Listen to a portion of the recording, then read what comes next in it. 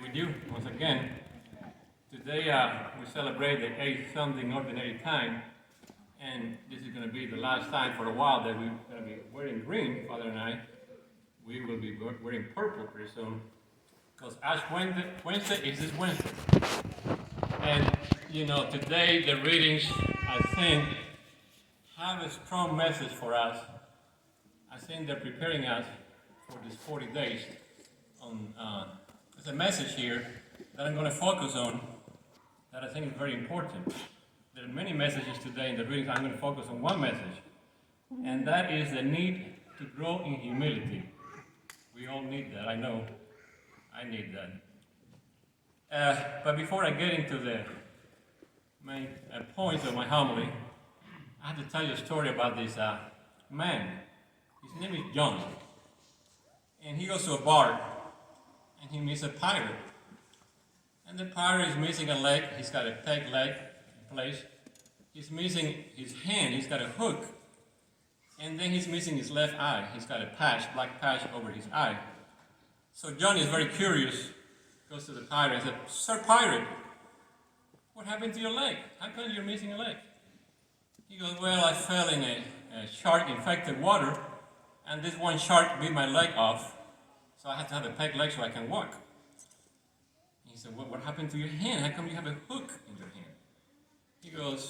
Pirate goes, "I got into a fight with another pirate, and he cut my hand with a knife. So I have to have this hook now." So finally the John says, "What happened to your eye? How come you lost your eye?" Pirate says, "An ant bit my eyelid." So John is quiet for a minute and said, Wait a minute, an ant bit your eyelid and you lost your eye? How's that possible?" Pirate says, "It happened right after I got my hook installed."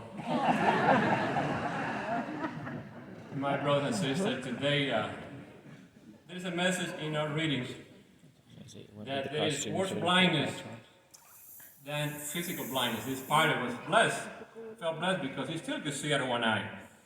But there is another blindness that I think is in our readings this morning. Here's what the Gospel of Luke, Jesus is telling a parable to his disciples. Here's what Jesus says. "Can a blind person guide a blind person? Will not both fall into a pit?" Right? This is a message not for just the disciples. This is a message to all of us. And then he follows that. He says, "Why do you notice the splinter in your brother's eye and not the wooden beam on your own eye?" And my brothers and sisters, this wooden beam that we all have is called pride. Pride. And pride is not just one of the 7 deadly sins. It is the worst one of the 7 by far. It is the reason that we have death, suffering, evil in our world. All these imperfections that you see today come from pride. Our original parents, Adam and Eve, they had everything for them. They living in paradise, perfect communion with God. They had everything to be happy. That was not enough. They wanted to be like God. So they rebelled. They rebelled, and they were kicked out of paradise. And we all have inherited this from them, this prideful thing that we tend to be. We tend to be prideful people. And not only that, Lucifer, Satan, he was the most handsome of the angels. He was the smartest of the angels. That was not enough for him. He wanted to be God. So what happened? God kicked him down here to the earth, and he's creating all this evil that you see today. This war in Ukraine, you can be sure he's the master. Putin is just a disciple of him. This is a war that is being created by Satan. This last few weeks, we've been reading a lot from St. James in the daily readings. And St. James is a relative of Jesus. And he wrote one of the first books, we call it an epistle, of the New Testament. And he was writing to the early Christians that they were Jews. And he was giving them a message about the spiritual life. That's what he was talking about in his book. And there are some phrases that you're familiar with. What St. James says, faith without works is dead. He also says we must be doers of the word, not just hearers of the word. And then he says we must live in humility with wisdom. Humility with wisdom. So what is he talking about here? There is a crisis today in our world of identity. People don't know who they are. Don't know who they are. Some, they identify themselves by the wealth, by the looks, by how smart they are. We even have an epidemic of people that identify themselves by the sexual orientation. We said the culture says we have over 60 genders today. Amazing, isn't it? But we have, like I said, we have an identity crisis. So I encourage all of you guys, when you're at a party, a lot of people around you, somebody asks you who you are. You give them your name. Then you say to them, I am a beloved son or daughter of the Father. I am a brother or a sister of the Son. I have been redeemed by the blood of Christ. I have been anointed by the Holy Spirit. I am precious because God created me and He loves me. And He wants me to spend eternity with Him. So who we are? We're precious.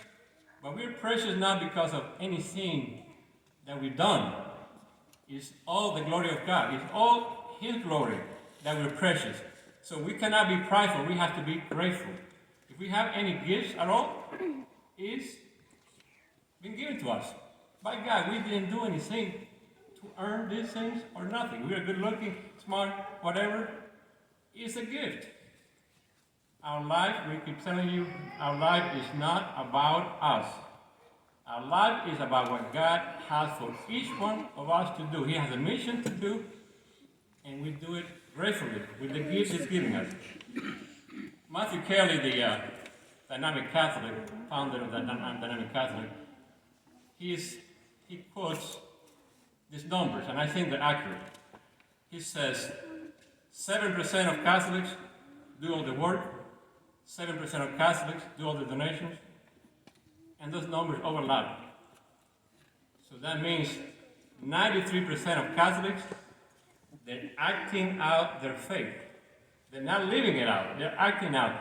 And you know the word hypocrite comes from the Greek word actor.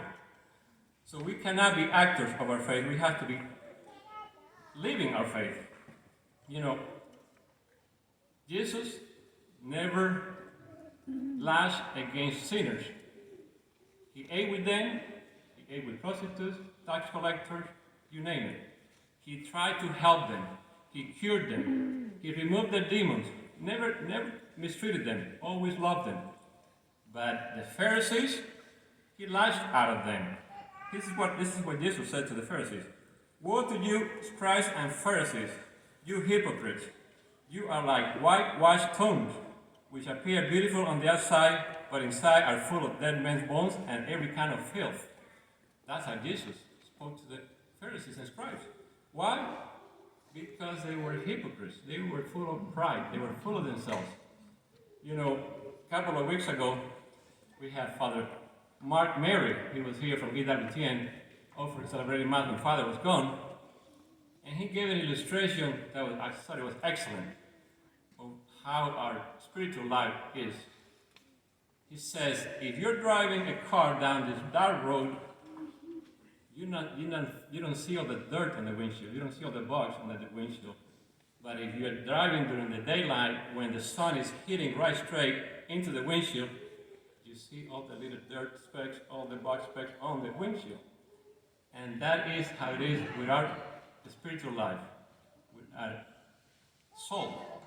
If we don't have the light of Christ in us, we're not going to see our defects and flaws, and we're not going to be able to fix them. You know, humility is the most basic necessity for a foundation of holiness. We are born to be saints. The whole purpose of life is to become a saint, and without humility, it's impossible. It's impossible to become one. Saints, the difference between the saints and an average person is that a saint became humble enough. They were flawed. They were flawed like all of us. They were prideful like all of us. But they were able to see themselves humble enough to see their insides and see what they needed to fix. And they allowed God's graces to fix them. To fix it. So we need to be aware of our flaws. The difference between a humble person and a prideful person is Mother Teresa. Mother Teresa.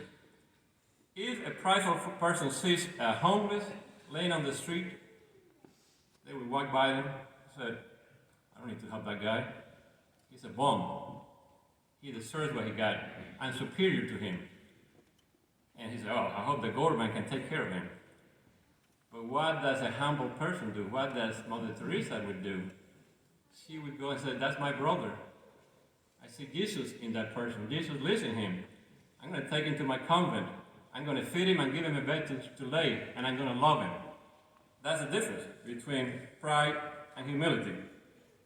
I have a list of verses from the Bible and from saints.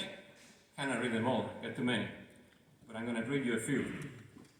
Here's what from the Old Testament, from Proverbs, it says, every proud heart is an abomination to the Lord. Abomination, that's a strong word. Here's what Jesus says in Matthew, in the New Testament. He says, take my yoke upon you and learn from me, for I am meek and humble of heart, and you will find rest for yourselves. This is Jesus talking about himself. Then also in Matthew, Jesus says this, whoever exalts himself will be humbled, but whoever humbles himself will be exalted. And then St. Francis of Assisi, he says, the most powerful weapon to conquer the devil is humility. He says, humility drives Satan away and cherishes the gifts and graces of the Holy Spirit within us. And for that reason, all the saints, and especially the King of Saints and his Blessed Mother, have always esteemed the grace of humility above all other virtues. I just read you one more from St. Augustine. St. Augustine says, the way to Christ is first through humility, second through humility, and third through humility. If humility does not precede and accompany and follow every work that we do, it is not before us to focus on. It is not beside us to lean on, and it is not behind us to fence us in. Pride will wrench from our hand any deed that we do at the very moment that we do it. My brothers and sisters, in this season of Lent, I encourage all of us, and this is what's going to be my focus this Lent as well, to focus on the three pillars of the season of Lent: prayer, penance, and almsgiving. We should focus on becoming more humble. May God bless you. Don't forget that I love you.